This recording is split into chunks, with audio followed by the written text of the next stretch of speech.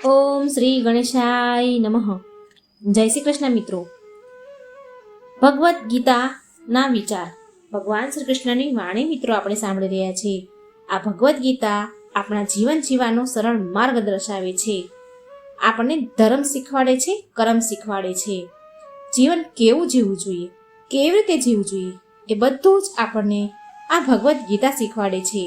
તો મિત્રો, ગમે તેવી તકલીફ હોય, દુઃખ હોય, તો એમાંથી ઉભરવાનો રસ્તો આપણને આમાંથી જ મળશે. ઘણીવાર આપણને મૂંઝવણમાં કંઈ જ સમજાતું નથી. આપણે મૂંઝાઈ જઈએ છીએ, ગભરાઈ જઈએ છીએ, ભટકી જઈએ છીએ, પણ એ વખતે આપણને કંઈ જ નથી સમજાતું.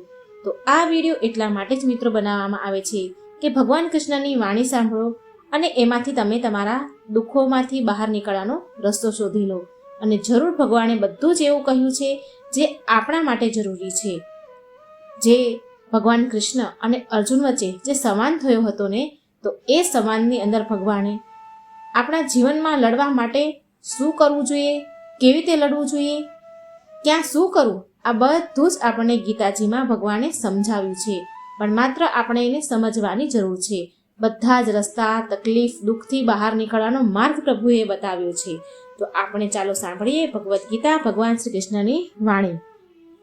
ભગવદ્ ગીતામાં શ્રી કૃષ્ણ કહે છે કે સંગતની અસર બધું જ બદલી નાખે છે. સંગતને કારણે ચાલ, ઢાલ, ખાનપાન, વાત કરવાનો અંદાજ, વાત કરવાની રીત, ચરિત્ર વગેરે બદલાઈ જાય છે. આપણા જીવનમાં સંગતની ઊંડી અસર થાય છે. એટલા માટે સંગત સારા લોકો સાથે કરવી, જેનાથી તેમની અચ્છાઈ એટલે કે સારા ગુણ આપણે ગ્રહણ કરી શકીએ.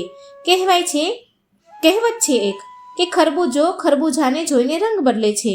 એટલે આનો મતલબ એવો છે કે સંગતનો અસર કોઈના પર થોડો વધારે થાય છે તો કોઈના પર ઓછો થાય છે. સંગતને કારણે મનુષ્ય મહાન બને છે અને બીજી બાજુ ખરાબ સંગતને કારણે મનુષ્યનું પતન જ થાય છે. સારી સંગત પારસ સમાન હોય છે. જો પારસ લોખંડને અડે છે ને, તો પારસ અડકવાથી લોખંડ પણ સોનું બની જાય છે. તેમ સારી સંગતના કારણે ખરાબ વ્યક્તિ પણ દેવતા સમાન બની જાય છે. પરંતુ જો વ્યક્તિને સંગત ખરાબ મળી જાય ને, તો તેનું જીવન નર્ક બની જાય છે. તો મિત્રો, આ હું તમને એક વાર્તાના માધ્યમથી સંભળાવું છું. ભગવાન કૃષ્ણ સુંદર મજાની એક વાર્તા કહે છે. એક નાનકડા ગામમાં એક છોકરો રહેતો હતો, જે ભણવામાં ખૂબ જ હોશિયાર હતો, પરંતુ તેની સંગત સારી ન હતી. તે તેવા મિત્રો સાથે સમય વિતાવતો જે ફક્ત મસ્તી અને આળસમાં જ રહેતા. તે લોકો હંમેશા મજાક કરતા અને ભણવાથી દૂર રહેતા હતા, ધીરે ધીરે દૂર ભાગતા હતા. તો ધીરે ધીરે આ છોકરો પણ, જે ખૂબ જ હોશિયાર હતો, તો તે પણ ભણવાથી દૂર ભાગવા માંડ્યો. તે પણ તેની આદતો, જે ખરાબ છોકરાઓ હતા, આળસી જે છોકરાઓ હતા, તેની આદતો અપનાવવા લાગ્યો અને તેના ભણવા પર આની અસર થઈ. પહેલા લોકો તેના વખાણ કરતા, પ્રશંસા કરતા. હવે તેની સ્થિતિ બગડવા લાગી હતી. એક દિવસ તેના પિતાએ તેની બગડતી સ્થિતિને જોઈને, તેનું આચરણ વિચરણ બદલતા જોઈને એના પિતાએ વિચાર્યું કે તેને સાચા રસ્તે તો લાવવો જ પડશે. આ રસ્તો ભટકી ગયો છે. એટલે તેના પિતાએ એ જ ગામમાં એક વૃદ્ધ વ્યક્તિ પાસે એ છોકરાને લઈ ગયા. વૃદ્ધ વ્યક્તિ પાસે જ્ઞાન અને અનુભવ બંને હતા. એ વૃદ્ધ માણસે એ બાળક સાથે વાત કરી અને કહ્યું, બેટા, સંગતનો અસર ખૂબ જ ખરાબ હોય છે. જેવી રીતે કોલસાની ખાણમાં રાખેલો હીરો પણ કાળો પડી જાય છે, તેવી જ રીતે જો તું ખરાબ સંગતમાં રહીશ તો તારા જીવનમાં ખૂબ અસર પડશે, જીવન પર ખરાબ અસર થશે. જો તું સારા સંગતમાં રહીશ તો તારા જીવનમાં સકારાત્મકતા અને સફળતા તને મળશે. એ બાળક વ્યક્તિની વાત સમજી ગયા. વૃદ્ધ માણસની બાળકને એની વાત એને ખૂબ સારી લાગી. એ બાળકને એને વાત સમજાઈ. ધીરે ધીરે એ હોશિયાર છોકરો જે હતો, ધીરે ધીરે પોતાના મિત્રોથી એ દૂર થવા લાગ્યો. જે એના આળસુ મિત્રો હતા એનાથી દૂર રહેવા લાગ્યો અને ભણવા પર ધ્યાન રાખવા લાગ્યો, ખૂબ ધ્યાન આપવા લાગ્યો. એવા વ્યક્તિ સાથે સમય વિતાવવા લાગ્યો કે જે તેને આગળ વધવા માટે પ્રેરિત કરતા હતા. થોડા સમય પછી તેની મહેનત રંગ લાવી અને તેના ક્લાસમાં, તેની સ્કૂલમાં તે ફર્સ્ટ આવ્યો, પહેલા નંબર પર આવ્યો, સારા માર્ક્સ લઈને આવ્યો. આ અનુભવથી તે શીખ્યો કે સંગતનો અસર સાચુમાં બધું જ બદલી શકે છે. એ સમજી ગયો કે જીવનમાં સારા લોકોનો સાથ અને સાચા માર્ગદર્શન કરવા વાળા કેટલા જરૂરી હોય છે. હવે ફક્ત એ કોશિશ કરતો કે તેની આસપાસ સારા અને સકારાત્મક લોકો રહે અને તેનું જીવન સાચી દિશામાં ચાલતું રહે. ભગવાન શ્રી કૃષ્ણ કહે છે, જીવનમાં સફળ થવા માટે પહેલું કામ પોતાની ઓળખ છે. એટલે કે સફળતાનું પહેલું પગથિયું પોતાને ઓળખીને તમે જરૂર સફળ થઈ શકશો. ટૂંકમાં કહીએ તો પોતાને ઓળખવાનું ખૂબ જ જરૂરી છે. તમારો લક્ષ્ય અને તમારી વચ્ચે આવનારી પરેશાનીઓ, નિરાશા અને સફળતા પર વિજય પ્રાપ્ત કરવા માટેની પોતાની ઓળખ હોવી જરૂરી છે. આપણે પોતાને ઓળખવા માટે સૌથી પહેલા પોતાની સાથે વાત કરવી જોઈએ. એટલે કે પોતાને ઓળખવા માટે આપણે પોતાની જ સાથે વાત કરીશું. મારું અસ્તિત્વ શું છે? મારી અંદર કઈ ક્ષમતાઓ છે? મારી અંદર કઈ ખામીઓ છે? મારી અંદર કઈ સારી ગુણવત્તા છે, સારા ગુણ છે? મારામાં સારી અચ્છાઈઓ શું છે? મારી સોચ કેવી છે? મારા વિચાર કેવા છે? મારા જીવનનો ઉદ્દેશ શું છે? મારા જીવનનું લક્ષ્ય શું છે? હું જે વર્તમાનમાં કાર્ય કરું છું તેનાથી મારા લક્ષ્ય પૂરું થશે? શું હું આ કાર્યથી મારા લક્ષ્ય સુધી પહોંચીશ? આ કાર્યથી મારા ઉદ્દેશો સિદ્ધ થશે? શું હું મારા લક્ષ્ય સુધી પહોંચી શકું છું? અને જો આ કાર્યથી મારા ઉદ્દેશ પૂરા નથી થઈ રહ્યા અને હું મારા લક્ષ્ય સુધી નથી પહોંચી રહ્યો, તો મારાથી એવી કઈ ભૂલ થઈ રહી છે કે હું પોતાના લક્ષ્ય સુધી નથી પહોંચી રહ્યો? પોતાના લક્ષ્યને અને ઉદ્દેશોને પૂર્ણ કરવામાં બાધા ઉત્પન્ન કરું છું. પોતાને ઓળખવામાં અસફળ થવાને કારણે દુનિયામાં લોકો પોતાનું જાણવા કરતાં બીજાનું જાણવા પાછળ લાગેલા રહે છે, બીજાની પાછળ પડેલા રહે છે અને બીજાને જાણવામાં પોતાનું બધું જ દિમાગ, પોતાનો પૂરો સમય, પૂરી તાકાત લગાવી દે છે. છતાં પણ તે બીજાને જાણી નથી શકતા. પરંતુ જો બીજાને જાણવા કરતાં પોતાને જ જાણવામાં પૂરો સમય, પૂરું દિમાગ અને પૂરી તાકાત લગાવી દો તો કંઈક એવું જરૂર થશે જે દુનિયા તમારા કદમોમાં હશે. અને એવું કંઈક થશે, તમારી જિંદગીમાં એવો બદલાવ આવશે કે તમે ખૂબ પ્રગતિ કરશો, ખૂબ આગળ વધશો. દુનિયા તમારા કદમોમાં હશે અને લોકો તો વિચારતા જ રહી જશે કે આવું કેમ થયું. પોતાને ઓળખવાથી આટલો ફરક પડે છે.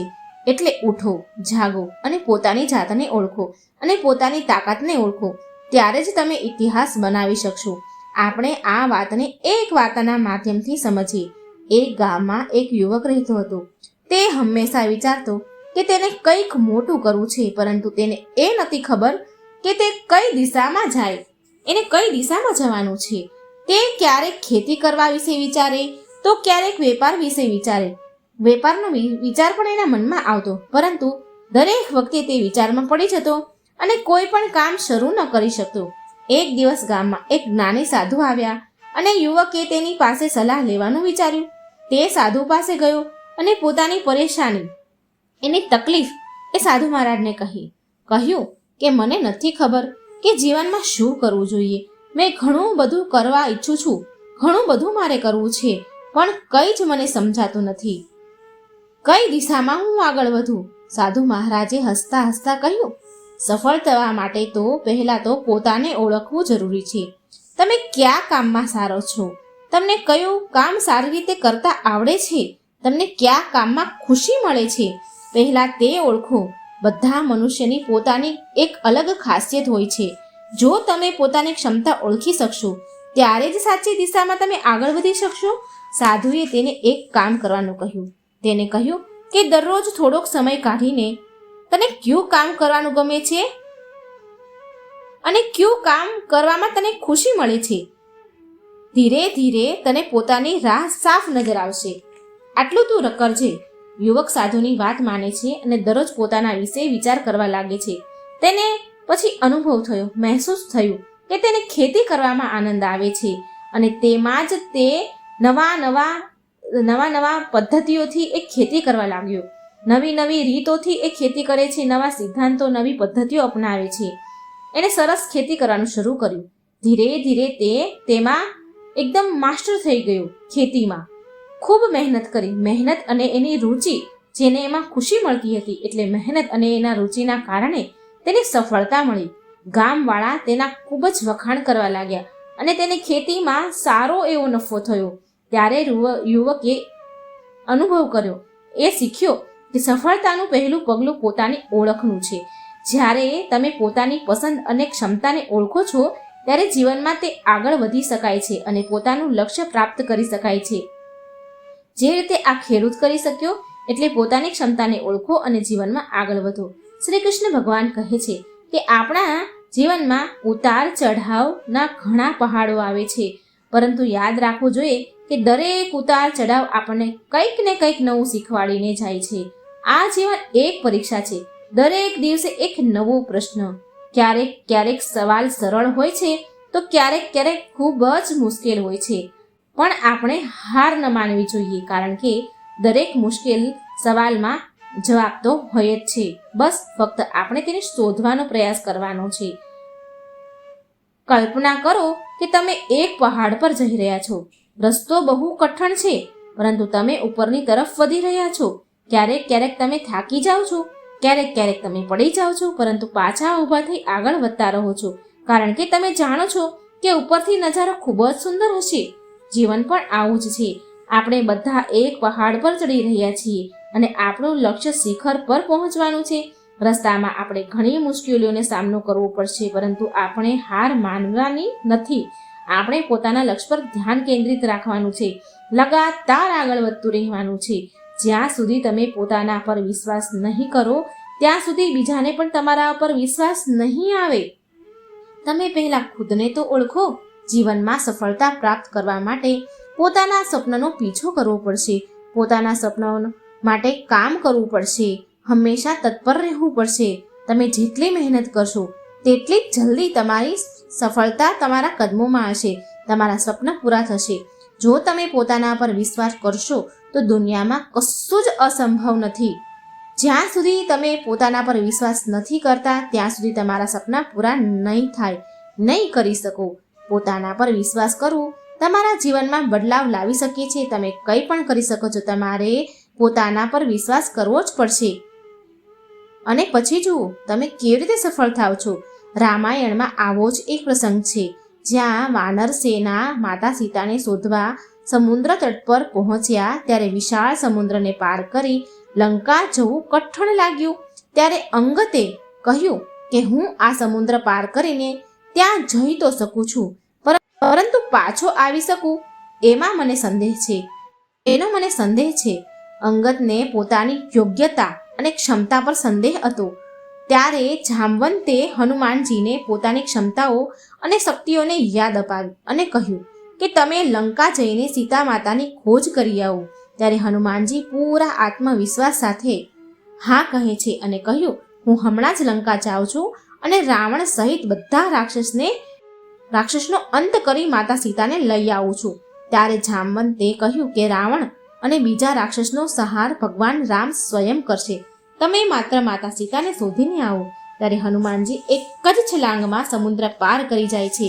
રસ્તામાં સિંહિકા અને સુરસાએ તેમને રોકવાનો ઘણો પ્રયાસ કર્યો, પરંતુ હનુમાનજીએ તેનો આત્મવિશ્વાસ જરા પણ ન ડગાવ્યો. જરા પણ ઓછો ન થયો એમનો આત્મવિશ્વાસ, અને તેઓ લંકા પહોંચી ગયા અને ત્યાં ઘણા રાક્ષસોનો સંહાર કર્યો. અશોક વાટિકામાં સીતાજીને જોઈને પાછા પણ ફરી આવ્યા. એમને શોધીને એમને મળીને પાછા આવી ગયા. મિત્રો, જ્યારે આપણે કોઈ ઊંચા મુકામ પર જઈએ છીએ ત્યારે મનમાં ભય જરૂર ઉત્પન્ન થાય છે, આશંકા જરૂર ઉત્પન્ન થાય છે, પરંતુ તેને પાર કરવા માટે પોતાના અંદરના ભરોસાને મજબૂત રાખવો પડે છે. ઉત્સાહની સાથે પોતાના લક્ષ્ય તરફ આગળ વધવાનું રહે છે. આ ઉત્સાહની સાથે પોતાના લક્ષ્ય તરફ આગળ વધવાથી ભરોસો પણ મજબૂત થાય છે. જો આપણે પોતાની ક્ષમતા પર વિશ્વાસ થઈ જાય છે આપણને, તો કોઈ પણ લક્ષ્ય સરળતાથી પ્રાપ્ત કરી શકાય છે. પરંતુ પોતાના પર વિશ્વાસ નહીં હોય તો તમે ડરપોક છો. ત્યારે તમે એવું વિચાર્યું છે કે પર્વતરોહી ખેલાડી પણ બીજા લોકોને જેવા જ હોય છે, છતાં પણ તેઓ આટલા કઠિન લક્ષ્ય સરળતાથી કેવી રીતે પ્રાપ્ત કરી શકે છે? આ પર્વતરોહી ખેલાડી એટલે જે માઉન્ટ એવરેસ્ટ, જે આ બધા એવરેસ્ટો ચડે છે, એ મનુષ્ય પણ આપણા જેવા જ હોય છે ને, સામાન્ય હોય છે. છતાં પણ એ એટલો કઠિન માર્ગ એ સરળતાથી પ્રાપ્ત કરી લે છે? એ માત્ર આત્મવિશ્વાસ હોય તો જ થઈ શકે. તેનો જવાબ આત્મવિશ્વાસ અને પોતાના પર ભરોસો છે. તો મિત્રો, આ હતી સરસ મજાની ભગવાન કૃષ્ણની વાણી. ખુદને ઓળખવાનું શીખો. આપણી અંદર ખૂબ જ ક્ષમતા હોય છે, હિંમત હોય છે. આપણે નથી જાણી શકતા, પણ આપણે કોશિશ તો જરૂર કરવી પડશે. આપણે શું કરી શકીએ છીએ, આપણામાં શું કરવાની ક્ષમતા છે, શું આપણી અંદર ટેલેન્ટ છે, એ તો માત્ર આપણે જ જાણી શકીએ છીએ, કોઈ બીજું ન જાણી શકે. માટે ખુદને ઓળખો, પોતાની જાતની ક્ષમતાને ઓળખો, અને પછી તમે જુઓ કે તમારું જીવન કેટલું સુંદર છે. તમે શું શું કરી શકો છો. હરેક વ્યક્તિને ભગવાને અલગ બનાવ્યા છે. હરેક વ્યક્તિની અંદર ખાસિયત છે. એ ખાસિયત આપણે ઓળખવાની છે અને આગળ વધવાનું છે. તો મિત્રો, જો તમને વિડીયો ગમે તો લાઈક કરજો, શેર કરજો અને ચેનલને સબસ્ક્રાઈબ કરવાનું ભૂલશો નહીં. જય શ્રી કૃષ્ણ. રાધે રાધે. Thank you.